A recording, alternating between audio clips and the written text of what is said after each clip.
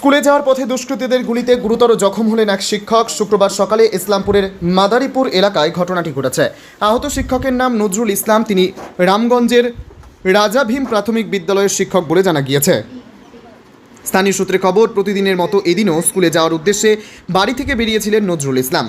মাদারীপুর এলাকায় পৌঁছতেই তাকে লক্ষ্য করে গুলি চালানো হয় বলে অভিযোগ। গুলিবিদ্ধ অবস্থায় তিনি রাস্তায় লুটিয়ে পড়লে স্থানীয় বাসিন্দারা তাকে দ্রুত উদ্ধার করে ইসলামপুর মহকুমা হাসপাতালে নিয়ে যান।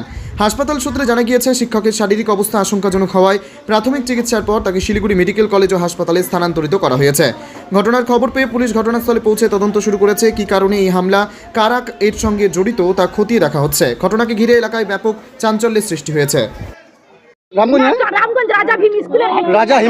রাজা ভীম স্কুলের হেড টিচার, ঠিক আছে। উনি স্কুল যাচ্ছিলেন, আমাদেরকে ফোন আসে আপনার কাকাকে মাদারীপুরে গুলি করে দেওয়া হয়েছে। আমরা যতক্ষণে ওখানে পৌঁছাই ততক্ষণে অ্যাম্বুলেন্স এখানে মানে কাকা এখানে পৌঁছে গেছেন, হসপিটালে পৌঁছে গেছেন। এখন ওনাকে নিউটিয়াতে নিয়ে গেছে, শিলিগুড়ি হাসপাতালে নিয়ে গেছে প্রাইভেটে। আমরা তো এত কিছু জানি না, কিন্তু উনি তো একজন শিক্ষিত লোক, উনি টিচার। কোনো কারোর সাথে কোনো শত্রুতা নেই, কোনো পলিটিক্সের সঙ্গে যুক্ত নেই। উনি একজন টিচার, শিক্ষিত লোক। ওনার সাথে কারো কোনো দুশ্মনী হবে? কেন মারতে পারে কি মনে হয়?